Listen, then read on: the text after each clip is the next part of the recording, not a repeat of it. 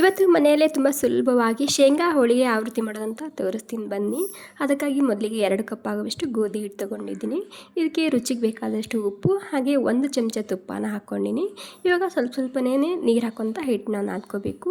ಚಪಾತಿ ಮಾಡ್ತೀವಲ್ಲ ಅದಕ್ಕಿಂತ ಸಾಫ್ಟಾಗಿ ಹಿಟ್ಟನ್ನ ನಾದ್ಕೋಬೇಕು. ಇವಾಗ 10 ನಿಮಿಷ ನೆನಿಬೇಕಿದು. ಅಲ್ಲಿ ತನಕ ಇಲ್ಲಿ ನಾನು 1 ಕಪ್ ಶೇಂಗಾನ ಗರಿ ಗರಿ ಆಗೋ ತನಕ ಹುರ್ಕೊಂಡು ಪ್ಲೇಟ್ನಲ್ಲಿ ಹಾಕಿಡ್ತಿದ್ದೀನಿ.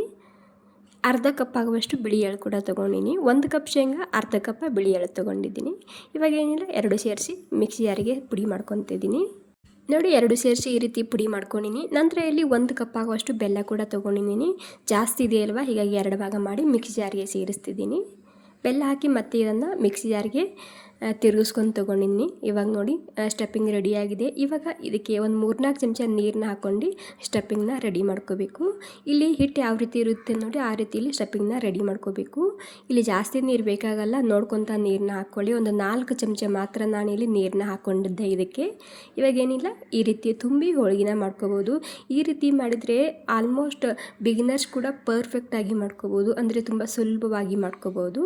ಇವಾಗ ನೋಡಿ ಈ ರೀತಿ ಕೈಲಿಂದ ತಟ್ ಕೂಡ ಮಾಡ್ಬೋದು. ಇಲ್ಲ ಅಂದರೆ ನೀವು ಇನ್ನೊಂದು ವಿಧಾನದಲ್ಲಿ ತೋರಿಸ್ತೀನಿ ನಾನು. ನಾರ್ಮಲಾಗಿ ಚಪಾತಿ ಯಾವ ರೀತಿ ಮಾಡ್ಕೊತೀವಲ್ಲ ಅದೇ ರೀತಿ ನೀವಿಲ್ಲಿ ಬೆಲ್ಲಣಿಗೆಯಿಂದ ಲಟ್ಟಿಸ್ ಕೂಡ ತೊಗೋಬೋದು. ಎರಡು ತುಂಬ ಸುಲಭವಾಗಿದೆ. ಯಾವುದು ಈಸಿ ಅನಿಸುತ್ತೆ ಆ ರೀತಿ ಮಾಡ್ಕೋಬೋದು ನೀವಿಲ್ಲಿ.